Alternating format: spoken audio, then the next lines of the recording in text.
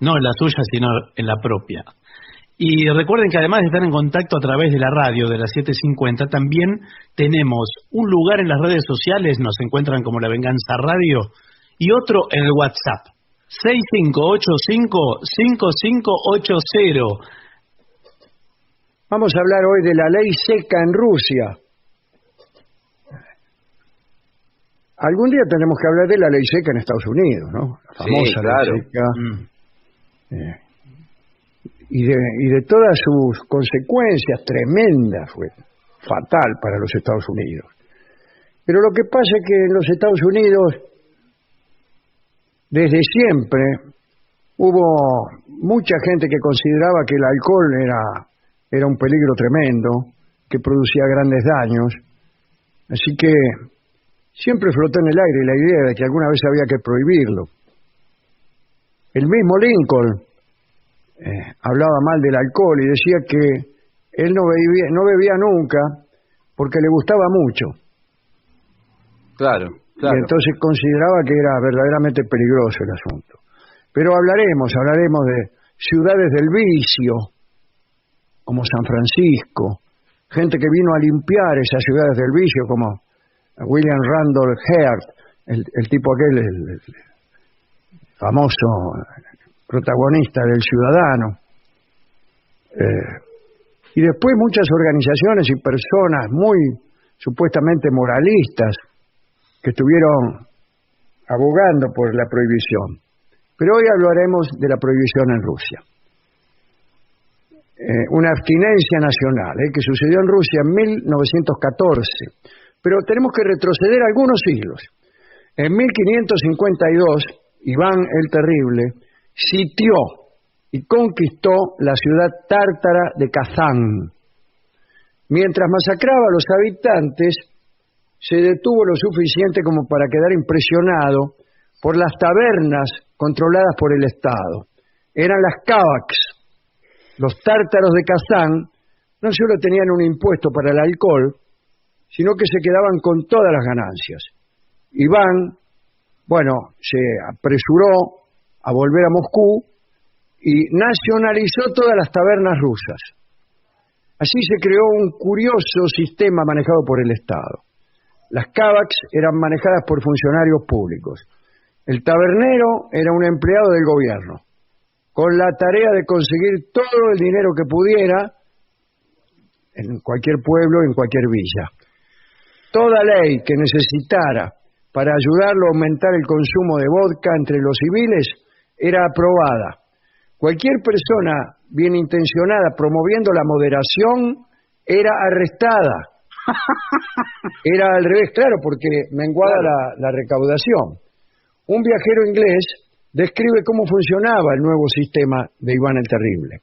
Dice el inglés: en cada gran pueblo de su reino había un kavak o taberna donde se vendía agua vitae, la que llaman vino ruso. También vendían hidromiel, cerveza, en fin. Muchas veces el trabajador pobre y el artesano se gastaban todo sin dejar nada para su esposa e hijos. Y todo esto por el honor del emperador. Había muchos allí que se habían tomado todo hasta quedar sin nada y daban vueltas desnudos. Mientras estaban en el kavak, nadie, por ningún motivo, podía llamarles la atención, ya que eso entorpecería la recaudación del emperador. El Estado se volvió dependiente de la recaudación por impuestos al alcohol. Pero atención, Nicolás II, en 1914, obligado a elegir entre sobriedad e ingresos, pensó en romper una tradición de 400 años y prohibir la venta de alcohol en todo el Imperio ruso. Es que el zar estaba frente a un dilema. Por un lado estaba comenzando la Primera Guerra Mundial y había que cuidar a los soldados. Por el otro, un cuarto de los ingresos del Estado venían del impuesto al alcohol. No parecía ser una buena idea cortar de golpe el principal flujo de ingreso precisamente antes de una guerra. Finalmente, el 31 de julio de 1914, se prohibió por decreto zarista en Rusia la venta y la producción de bebidas alcohólicas. La prohibición debía entrar en vigor coincidiendo con el período de movilización a la guerra. Y el vodka quedó vedado en todas partes. Según las estadísticas, en Rusia no se consumía tanto alcohol. 5 veces menos que en Francia, por ejemplo, 3 veces menos que en Italia. Sin embargo, se bebía casi exclusivamente vodka y en grandes cantidades, no con demasiada frecuencia, pero sí en dosis mortales. Es decir, no tomaban todos los días, pero cuando tomaban, se tomaban todo.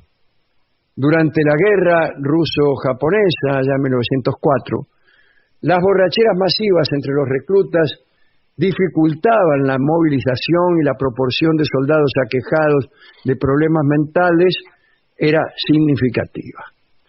En vísperas de una nueva guerra, el zar hizo un viaje por las provincias rusas. Según el cronista, observó las consecuencias de una vida de embriaguez etílica. Claro, el zar le atribuía el problema al alcohol y no a sus políticas, ¿no? Los ingresos por la venta de vodka constituían el tercio del presupuesto estatal y en 1915, año de guerra, la Duma estatal, el Parlamento, hizo su presupuesto excluyendo este artículo por completo de los ingresos en el tesoro público. Los liberales no lo podían creer. El político británico Lloyd George calificó este acto como una proeza de heroísmo nacional la más majestuosa que conozco. Bueno. Inmediatamente después de que entrara en vigor la sobriedad forzada, empezaron a efectuarse investigaciones estadísticas. Sus asombrosos resultados se publicaron en las obras del psiquiatra Iván Bedensky y del famoso médico Alexander Mendelssohn y otros. Según estos datos, se redujo en varias veces el número de crímenes, se vaciaron los hospitales psiquiátricos, los pueblos se transformaban, los campesinos no solo restauraban las granjas, compraban samovares, relojes de pared y máquinas de coser, sino que también guardaban el dinero que no gastaban en cajas de ahorro. Muchos de los que participaron en las encuestas declararon que incluso los animales domésticos estaban de mejor talante. Pero de pronto surgieron problemas inesperados. Aumentó la destilación clandestina y el consumo en las ciudades de alcoholes pésimos. Claro. Las bodas abstemias eran impensables, pero enterrar a alguien en Rusia sin vodka resultaba imposible. Empezaron a surgir tabernas clandestinas que sumaban a la venta de alcohol espacio para juegos de cartas y prostitución. Los propagandistas del zar, en el contexto de esa estampa de bienestar general, invitaban a no dar un significado especial a esos escasos fenómenos negativos. Pero el panorama no era tan apacible como se quería hacer ver. Solo en agosto de 1914 se destruyeron 230 antiguas tabernas en provincias rusas. La población exigía vodka. El gobernador de Perm, que queda 1.200 kilómetros al este de Moscú, se dirigió al zar con la petición de que se permitiera la venta de alcohol, aunque fuera 2 horas al día, para evitar enfrentamientos sangrientos. Señor, sí. La movilización para la guerra tampoco fue tan plácida como se esperaba. Los reclutas asaltaban los almacenes de vino, que estaban cerrados, por supuesto. Las tropas los reprimían y el número de asesinados se contaba por centenares.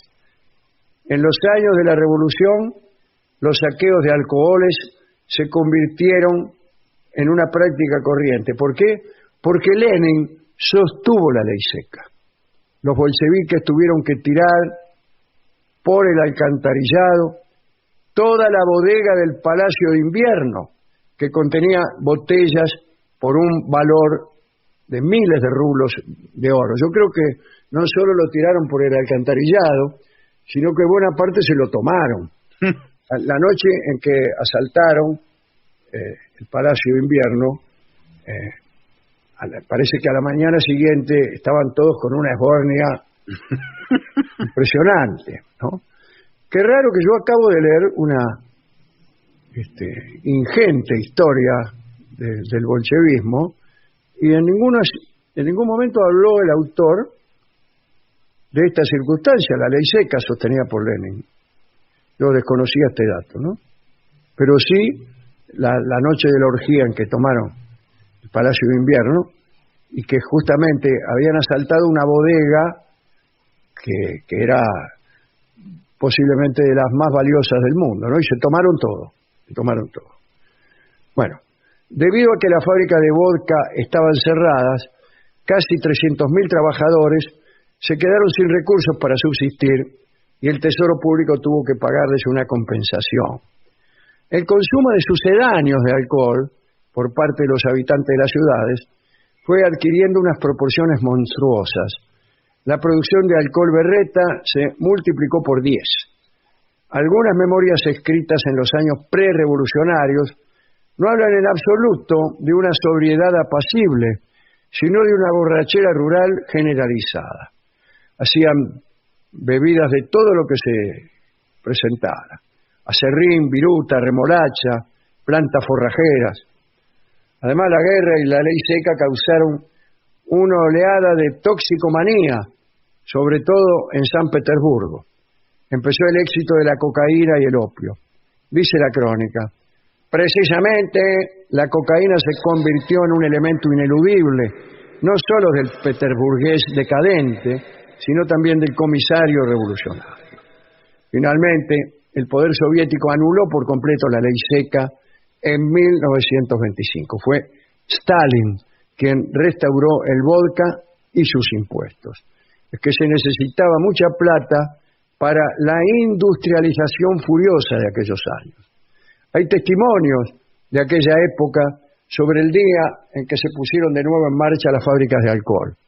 Cuentan que el pueblo lloraba por las calles y se besaban de la alegría. Según otros, también había lágrimas por miedo y desesperación. Solo como detalle último, digamos que el nombre vodka es un diminutivo de la palabra eslava, voda, agua, que significa, por lo tanto, agüita. Mire usted. Vamos a escuchar, en homenaje a la vodka, la bebida nacional rusa, cuyo significado es agüita, a Miguel de Molina en la canción titulada Agüita del Querer.